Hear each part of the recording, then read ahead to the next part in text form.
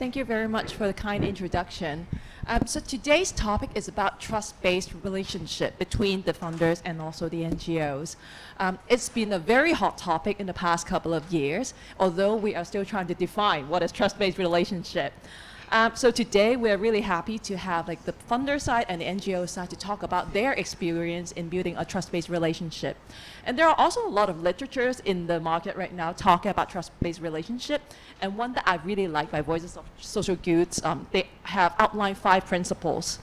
First is innovative collaboration while valuing core operations. The second is mutual trust and respect, where respecting each party brings in its own experience and expertise. The third is to understand people, process, systems are critical to achieving success. Fourth is prioritizing community needs in everything that we do. And fifth is to strive for efficient partnership. And we are very lucky that one of the co-authors is going to be here today to share with her experience in developing a trust-based relationship. So the first questions that I have is with the funder side. What is trust-based relationship, and what is how do you approach this relationship? So if I may start with Clifford. Sure. Okay. Hi, everybody. My name is Clifford. I'm Vice President of the Hysan Foundation. Just want to say thanks again to ACS for the invitation. It's a pleasure to be here today to share with all of you. I see a lot of old and current friends in the room, and a lot of potential new friends as well. So anyway, back to the question.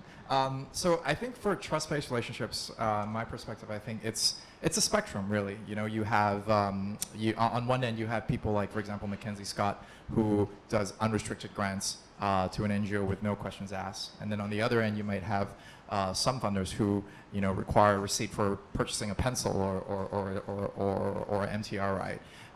I think for Lee Hysan Foundation, we're still kind of currently learning, so I would say we fall somewhere in the middle.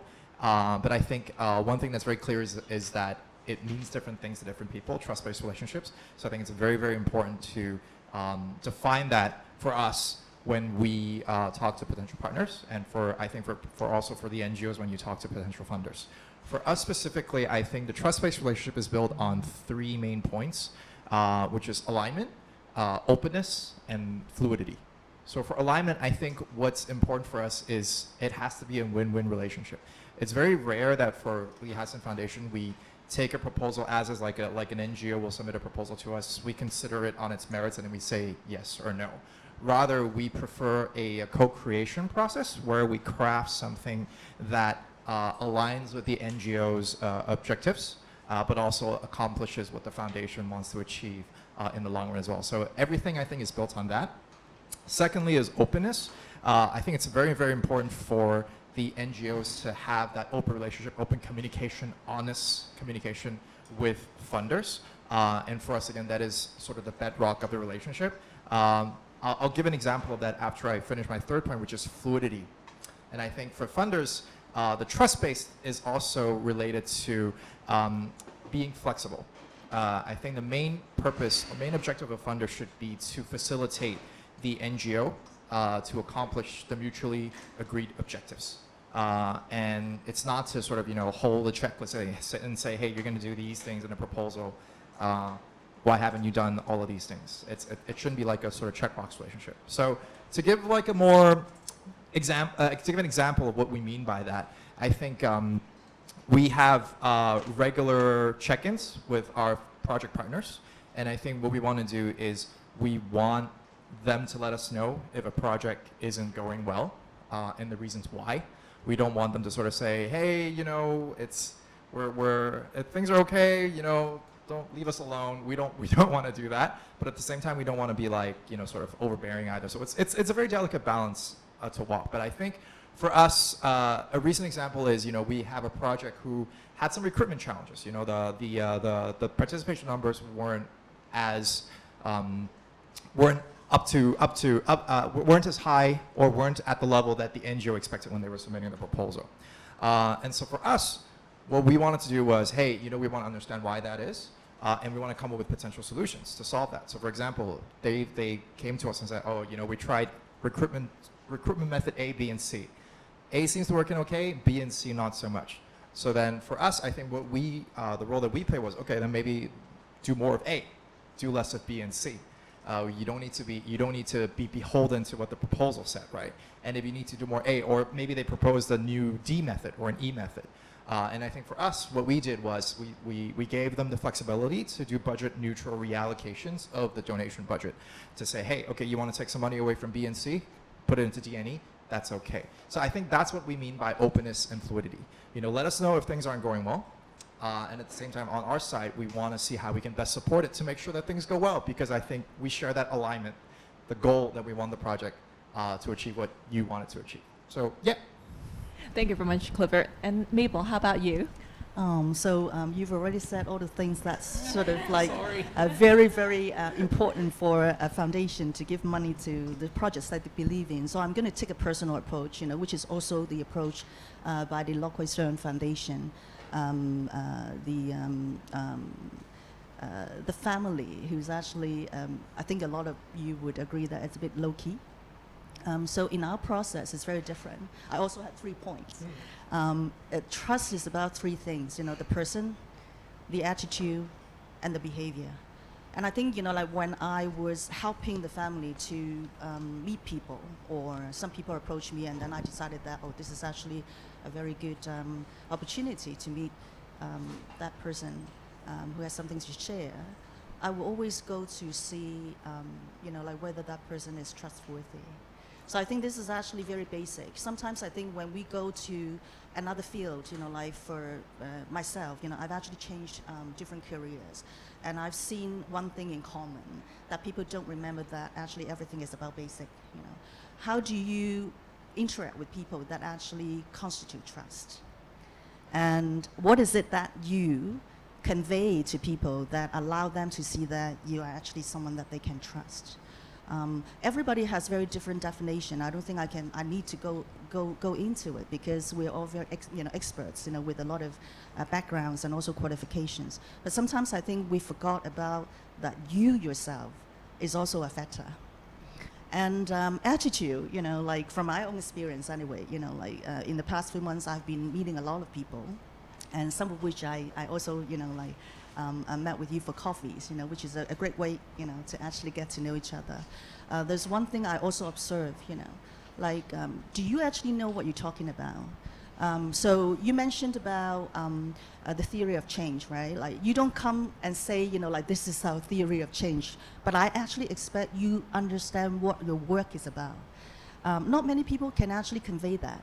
I don't think it's a communication problem. I think it's actually on the hardcore. In you, within you, do you know what issue or problem you're solving? And do you know the process, the how that your organization decides to use to solve this problem actually works? Yeah? And I think, that is precisely the theory of change. But a lot of times when I talk to people or people share their visions with me, it's very vague. It's either not there, or they don't understand, or maybe, within the organization is actually not spelled out. Not sort of given the opportunity for all the staff, not just the senior staff, to understand what the work is about. So I think that is important.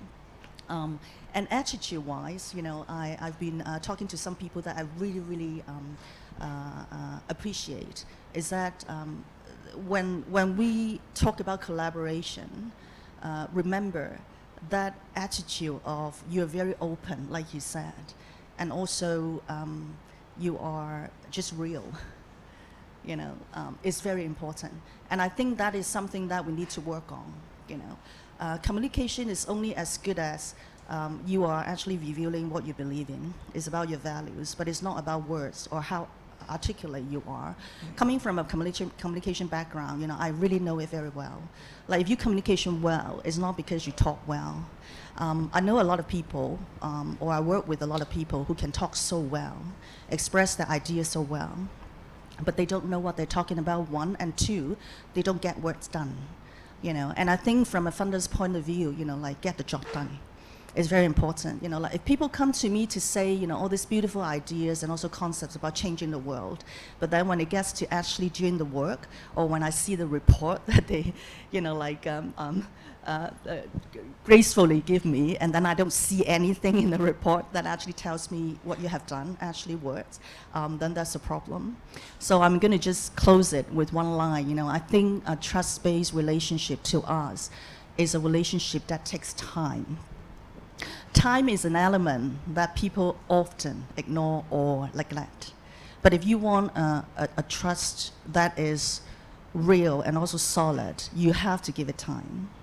So time is a very big element, especially in, you know, like what I'm doing now, that if you don't have time, you don't need to come because you need time. You know, like we are not fast food. You know, we're not also there to just look at your proposal and say, hey, you know, this is good, we're going to give you the money. No, we want to actually know you and what you're doing and know what you've done before. There's a lot of things, yeah, so that takes time. And I think like the benefits of developing relationship over time is that even if a particular applicant does not match your funding interest at the time, you can always go back later. Definitely, you know, like relationship is actually connections, right? And we do have our own funders network. So there will be, you know, and there have been times that when I saw a very good project, but it's just not the project that we're going to fund yet, or we're not going to fund.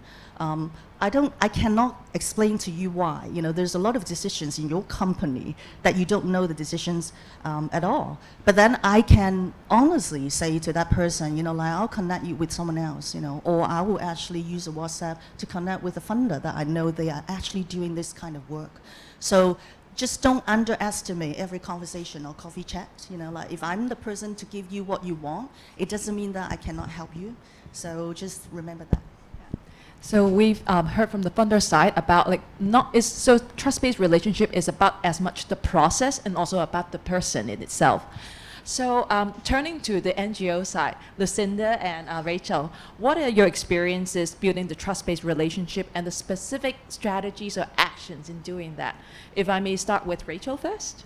Sure. The experiences are always insightful. To keep things be more precise, no matter when we got chance to partnering with family foundations or corporate philanthropies, I always got chance to have to address certain kind of perceptions from funder side towards our charities, nature of work, and even our beneficiaries. Especially for Teens Key, we are really supporting the vulnerable young women with the health intervention on sex ed. In Asian culture, it's still kind of quite a taboo. And say, for example, one time we invite our funders to visit our service hub and even met some of our young moms.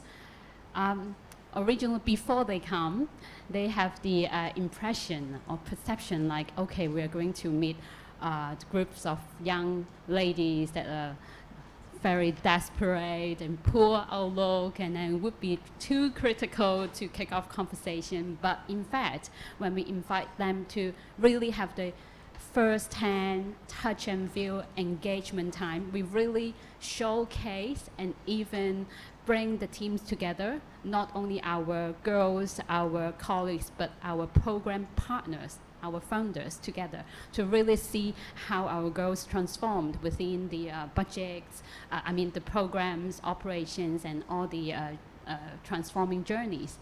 And even like one time, like last week, another corporate founders, they joined our sex education workshop. That is actually stimulation game. And they're really surprised, not only girls, since we are Teens Key supporting young ladies, right?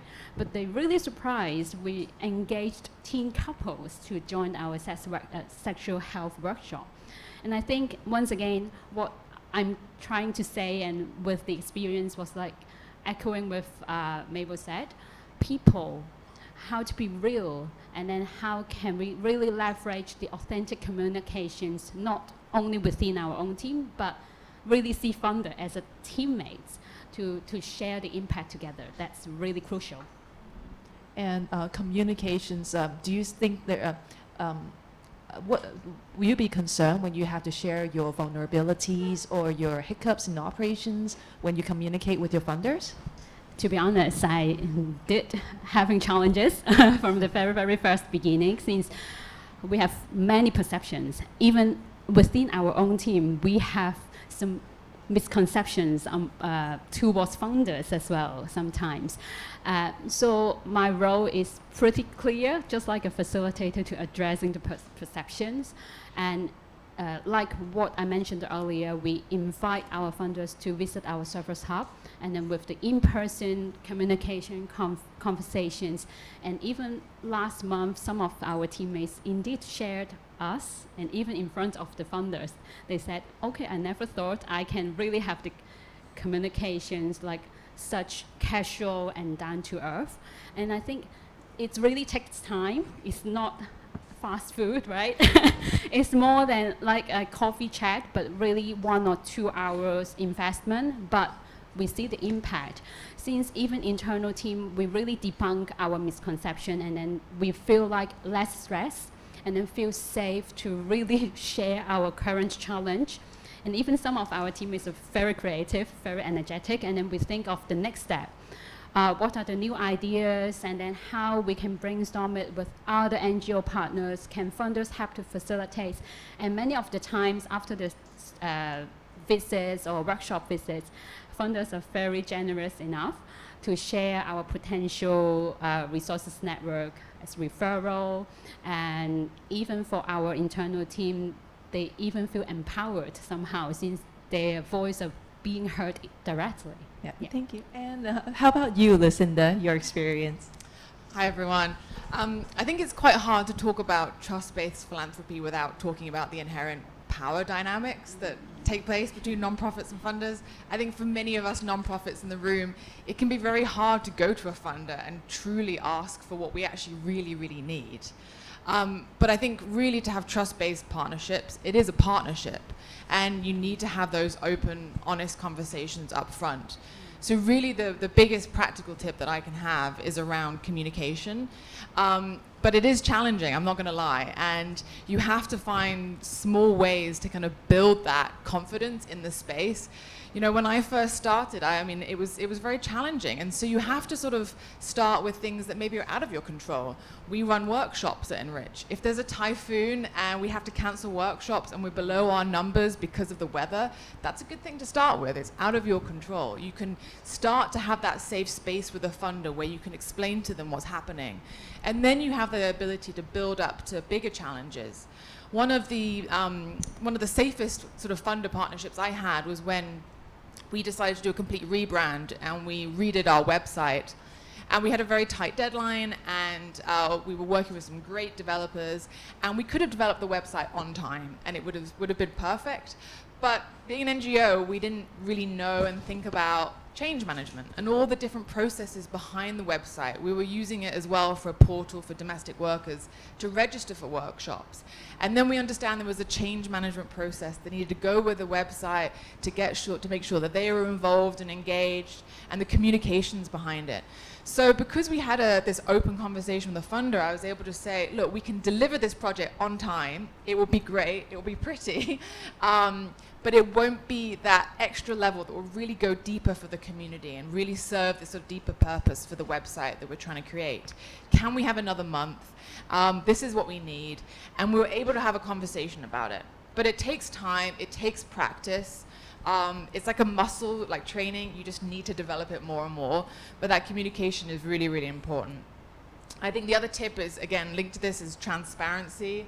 You know, I think I'm a big fan of strong due diligence. I think trust-based partnerships, the heavier the due diligence up front, the more likely you are to have a trust-based partnership throughout, because then the donor knows that they can trust you as NGOs to do what you do best, which is serve the community. So be upfront, be transparent. We all operate in Hong Kong. You could open your doors, get donors to come and look at the workshops, see what's happening. There's nothing to hide. So be as transparent as possible. For me personally, values are really, really important. I see myself as a very values-driven leader, and values guide a lot of our work. And I think sometimes as NGOs, it's challenging fundraising. I'm not going to lie. It's very hard when you put your heart and soul into the best application and you're very passionate about a cause and you get told no. It's very, very hard. And there's a temptation to say yes to any money. And I think you have to be very careful with the money that you do accept in many ways. Very early on, I had a lot of funders that were trying to basically get us to change our values. We do financial literacy education. We pride ourselves on not promoting financial products to domestic workers. But many funders wanted us to use this as a way, their funding, to help promote financial products to domestic workers. So a lot of times I had to say no. And it is so hard to say no to money. But if you stick to your values, you build trust later on with other donors who see that you're sticking to your values, that you're not creeping away from your mission. And I think mission creep is very, very dangerous as well when it comes to accepting any money, because then donors don't know what you actually do and what you actually stand for. And that trust-based partnership means that people need to know what you stand for and what you do. Being ready and being visible. There's someone I really like on LinkedIn called Kevin L. Brown. He talks about the importance of NGOs being fundable, and being findable. I think we all think we're doing great work, which is very true, but you have to be fundable, i.e. get your theory of change, get your strategic plan, get your annual reports on your website. Make sure people can find you as well. And the findable part is about build that brand. So if someone's thinking about, I want to fund climate change, are they thinking of you as the first person when they're thinking about funding climate change, the first organization? So make sure you are be fundable and be findable. Build up that story, build up everything you need, first of all, to have those conversations. And I would also say that funders are humans as well. And so remember, there is a human on the other side of the conversation. Like Mabel said, the coffee conversations you're having. It is very challenging because we do think, okay, foundations, money, we can get our resources. We need this to deliver our programs. But ultimately, at the end of the day, trust-based partnerships is about the collective impact that we're trying to have together, right? None of us can do this work alone. NGOs can't do this work without funders. Funders can't do the work without NGOs. We need both sides to create collective impact. And donors also have certain KPIs and certain deliverables. They also have certain people to report to. I report to our board, donors report to different trustees and have certain KPIs. Make their lives easier. Give them the information, the impact stories that they need, so that this really can be a partnership, that they're not asking you, do you have this information? Do you have this information? Do you have this information? Make it easy and make it a partnership. I'm really conscious of time, but I do want to just do a quick shout out to the guiding principles. So this was developed as, no, okay, later on. All right, later on. And last thing as well, I'll just say again this point that a no now can be a yes in the future. So trust-based partnerships do require resilience as well. People don't forget you. You just have to keep that resilience. You have to keep building that good story, making sure that you're keeping visible and you're doing good work, and that when maybe there's an internal decision that changes, that there's all the information that's ready for when that funder is ready. I have to jump in here because she said something that I really want to say to you as an encouragement, which is also true in the case that I've actually been dealing in the past 6 months. People don't forget you if you actually made an impression. And a good one, okay? And, okay, I have to actually, make sure that we don't forget bad impressions either. Okay, we're talking about everything positive and good here, right? And on the point about, you feel a little bit taken aback when people say no, that always happens. We have actually faced a lot of no in our life anyway. But I have an actual example of a project that hopefully we're going to fund next year, a big project. And the first contact point, guess how many years ago? It was not even when I was in this job, yeah? And so it was more than 7 years ago. So what does it say? That the work that's been done, the idea that's been put out, I already knew at the time. At that time I was actually a journalist, and I kept in my mind.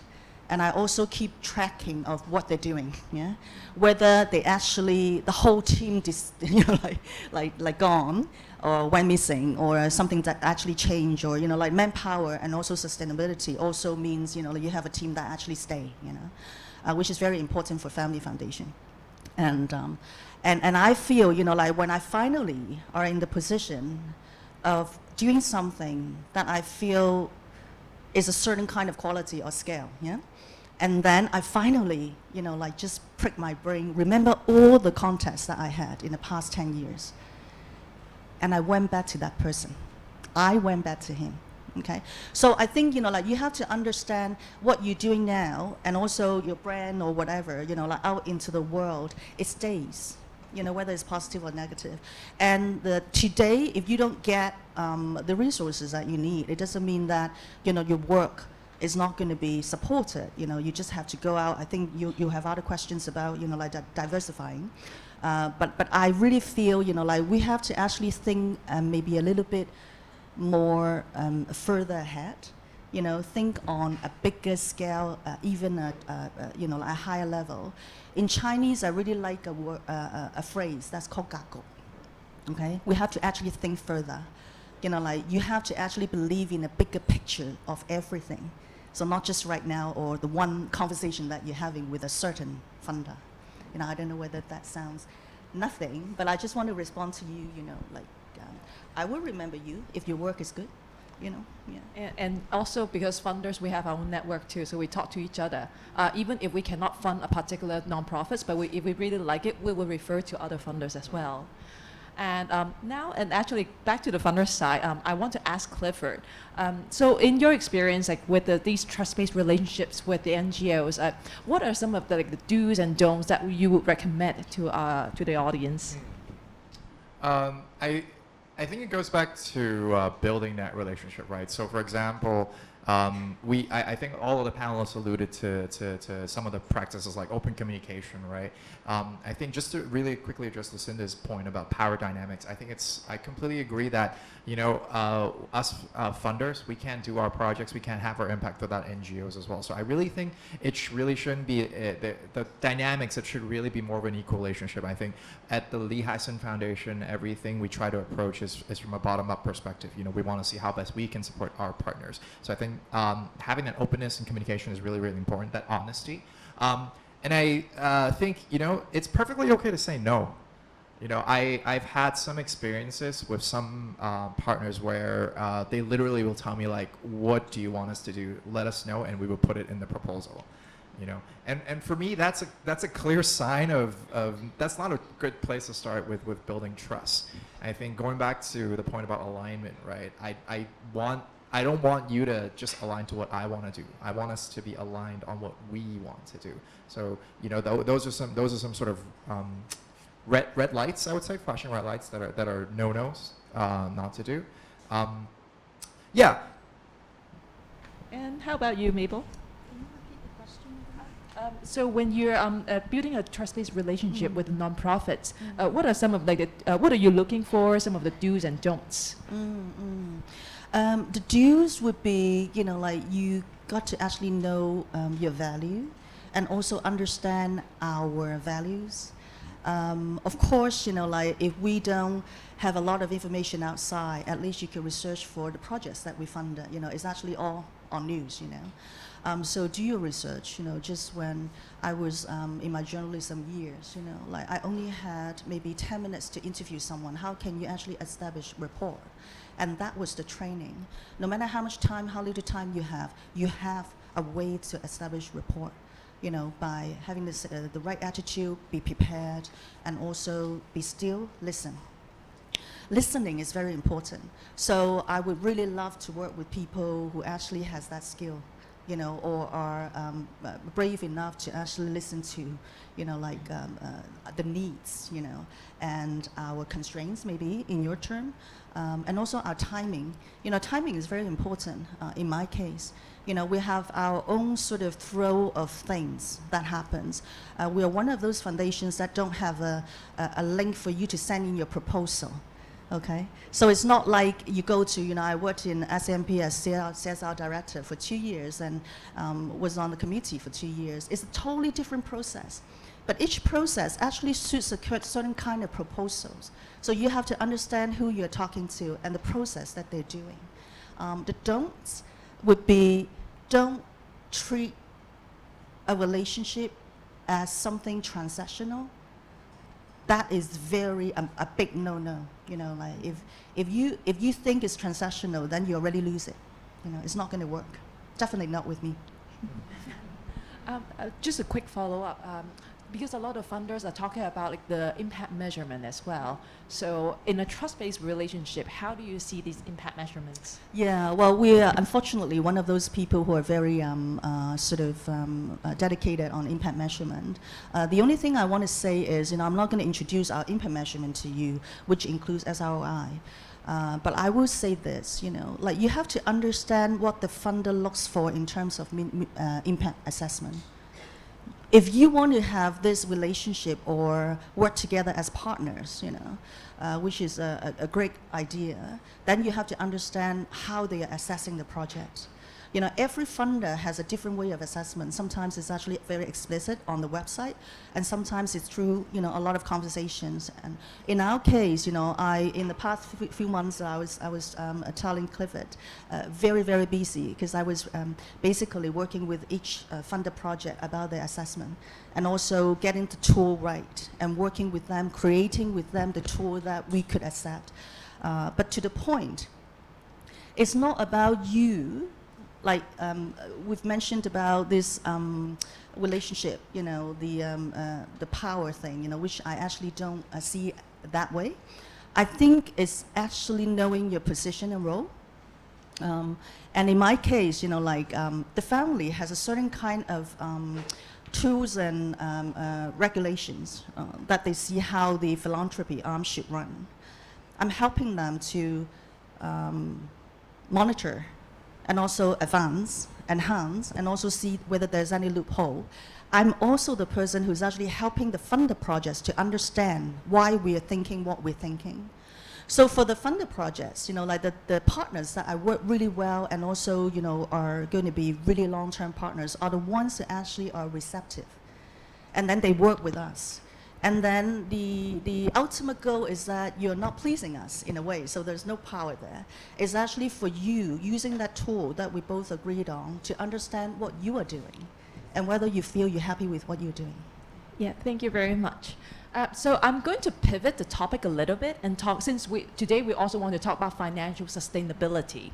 And so in other ingredient to financial sustainability is about diversifying funding sources. And then in the pre-seminar survey, about 70% of the organizations actually have tried to diversify your revenue source through the sales of products and services. So we do have some experience sharing, very different but interesting experience from Rachel and Lucinda. Rachel, if I may start with you first. Yeah, sure. Since, especially at Key these days, we are really going through the reposition process, and we are having a scaling up. And in terms of the diversifies the funding source is really crucial, like many of us. And pure to really exploring the potential to have different kind of funding source.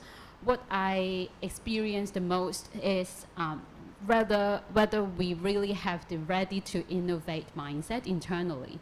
Since we used to have certain theory of change for the programs development, but when we talk about whether we can diversify what we are having as the existing asset, how we can modify it, and then how we can really scale it up for the bigger beneficiaries in Hong Kong. It's really take times for the internal, whether we have capacity to think of not only the frontline job, but we really squeeze time to step back and then rediscover the new needs and then manage all the needs assessment.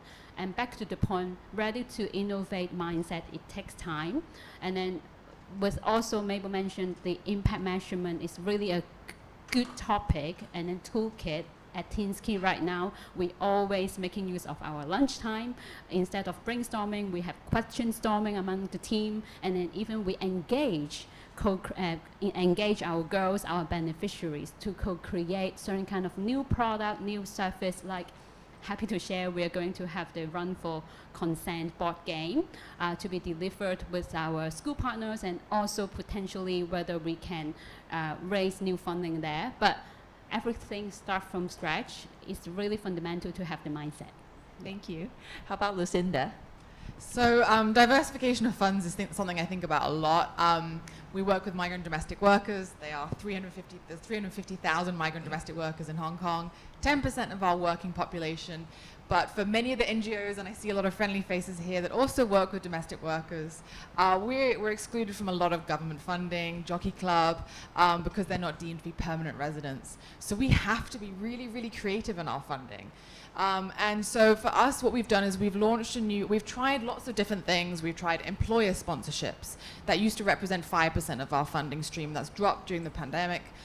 We've tried selling greeting cards, and that was slightly lower, and there wasn't the publicity behind it.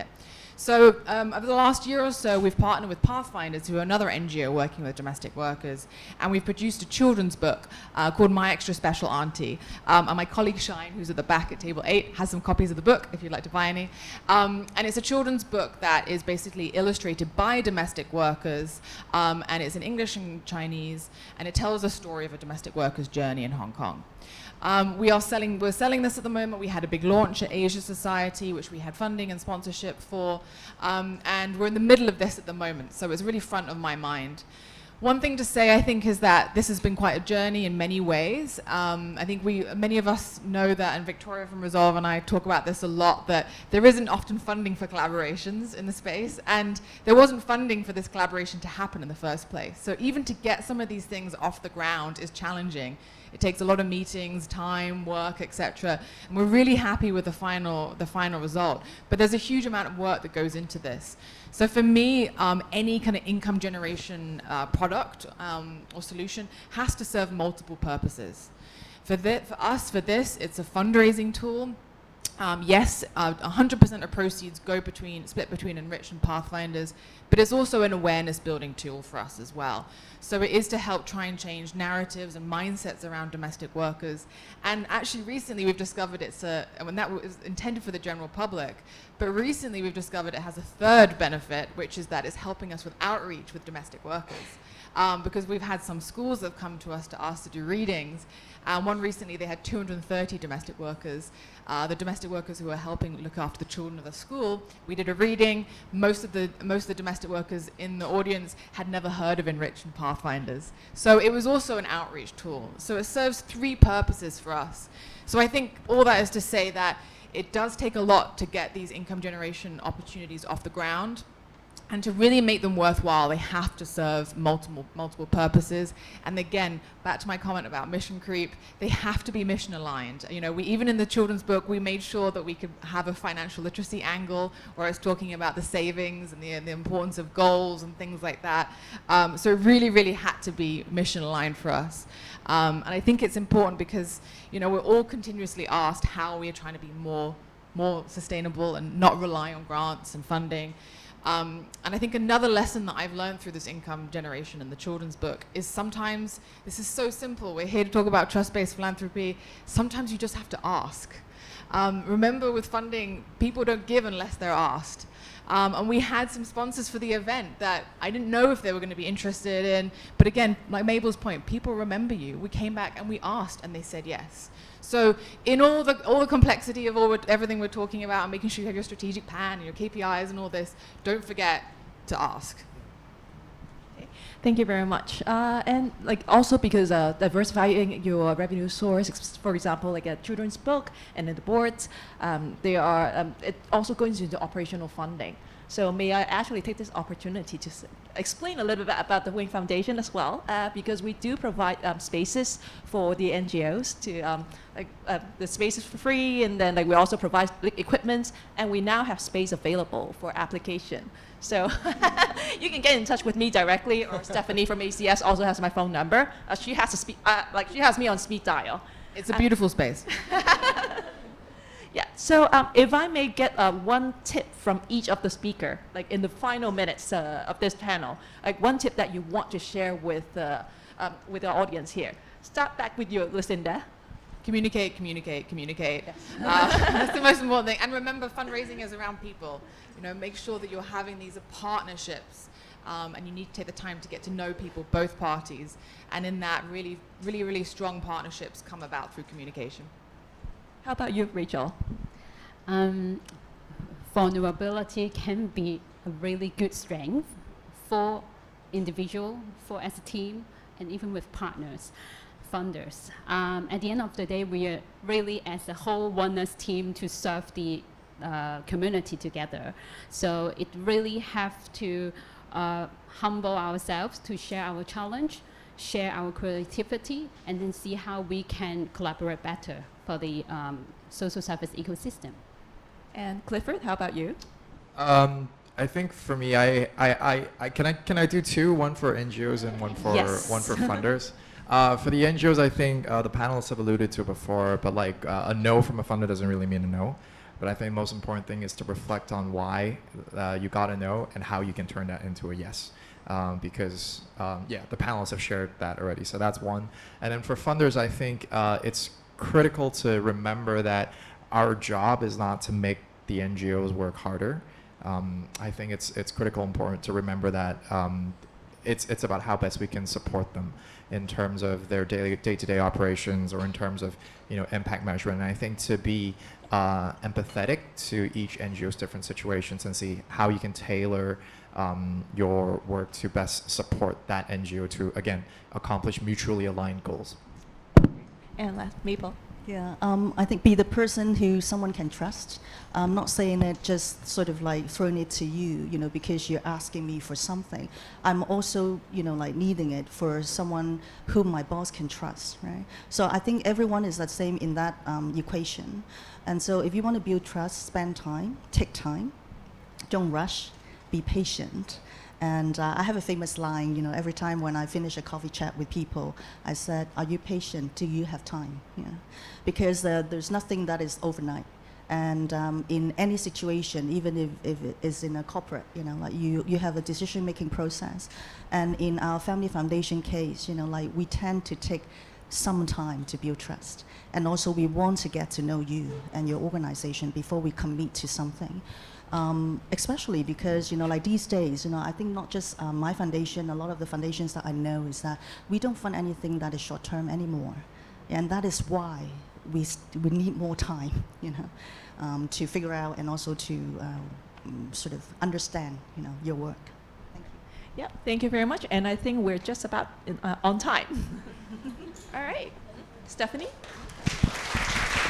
Yes, so now we actually have a Q&A session, but before that, I want to give the opportunity to Lucinda. You were talking about this, Voice for Social Good, yes? Thank you. Please go ahead. So Voice for Social Good, we are a volunteer group of 12 NGO women leaders in Hong Kong. Fionn from Time Auction is one of the members, Victoria from Resolve. And over the last 4 years, we've been working as volunteers to try and create a stronger, more resilient nonprofit community in Hong Kong. We've done this through a number of different initiatives, through writing open letters to funders to ask for things like not to stop funding during the pandemic and things like that. We've also released a Bake the Difference video, which is using a baking analogy to talk about the importance of unrestricted funding. And something we did in 2021 and 2022 was produce a document called the Guiding Principles for Collaboration between Nonprofits and Funders. I understand the ACS team might try and circulate this later, but basically what we did is we realized that there's a lot of conversations in Hong Kong around this trust-based piece, but there wasn't any agreement about what it meant. And so we realized that we didn't want to come out with anything too strict, like a charter or anything that people had to sign, but we realized there were some principles that everyone could agree upon, both sides, understanding that this is a partnership from nonprofits and funders. And so we convened nonprofits, funders, different stakeholders. Some have also in the room that also provided feedback on this. Over around 30 different organizations. And through a series of roundtables and also one-to-ones, knowing that some foundations prefer to give more private advice on this, we basically agreed upon a set of 5 principles. It was a very iterative process, so every time we came up with a draft, we then sought feedback again. We tweaked every single, trust me when I say that every single word in the document has been thought through. We created it, then we redrafted it, we sought feedback. Some words were too strong, and then some words weren't kind of reflecting the true situation well enough. So it's a very, very iterative process where we kept reflecting it. So I hope it's something that might be useful for you all, because I think a lot of it reflects what we were talking about today. And just to kind of repeat the five principles. The first one is about exploring innovative collaborations while also valuing core operations. I know many of us here, our core work is the most impactful work, but we often have a lot of pressure to constantly create new innovative products. So really the importance is explore innovative collaborations while also valuing core operations. The second one is about building partnerships on mutual trust and respect. And then under that is the piece about alignment, open and frequent communications, and acknowledging and leveraging each party's strengths and skills, because both parties bring something to this partnership, and both skills can be leveraged. The third one is recognizing all that is needed to run impactful programs and effective organizations. And I think many of the NGOs here know how much it really takes to kind of create a lot of our programs. So it's recognizing all that goes into that. The fourth thing is prioritizing community needs. Like Rachel said, like co-creating with the community. Community voices is so important, and we cannot forget that. And the fifth one is striving for efficient partnerships. So please take a look. We'd love for this to be a living, breathing document that is used in conversations. Like I said earlier, sometimes it's hard to have these conversations, and having another document that you can refer to that has been sense-checked multiple times is a way to kind of start these conversations, to say, look, would you consider looking at our core operations rather than a new innovative one, because this is what works well. So I hope that's useful in providing a bit of language to have around some of these partnerships. Thank you. And now we're opening the floor for questions. Victoria?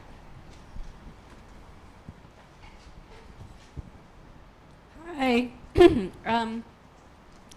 So I've heard a lot of funders who have expressed that there should be more collaboration in the sector, and I think actually most everyone wants it. Everyone in the room probably wants this to happen, right? They see a lot of NGOs struggling, small NGOs struggling. They see probably a lot of redundancies as well, and things that could be leveraged better. Lucinda, you mentioned that there's not actually a lot of funding for collaboration. So I'm curious for you to unpack that a little bit, because I think there's a desire from everyone for more collaboration. So what, from your view, what would it take to make it happen? I just wanted you to elaborate a bit more. I think a lot of it is actually like quantifying really what collaboration means. Like one thing, even with this My Extra Special Auntie book that I did with my colleague Shine, is we actually sat down and we've gone through all the meetings and all the kind of conversations it took to even get this started. Like the sheer volume of hours and work that you need to have, even between NGOs. We talk about alignment with NGOs and funders. You also need to make sure alignment between NGOs as well. And obviously Pathfinders is a very close partner of us. But of course there are still, with any partnership, you need to set expectations and things like that. So one thing we've started to think through is actually quantifying. What does that actually mean? How much work is actually involved?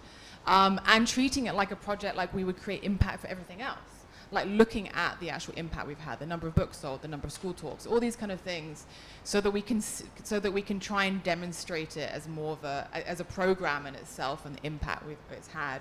I know when we did Voice for Social Good, with a bigger difference, we've done that similarly to create that impact metrics as well. So I think from the NGO side, I think this is something that we can try to do, and to show that it actually to create a meaningful project, it does take an investment of resources, expertise, time, and it does rely on different types of thinking to get these different types of projects, whether off the ground as well.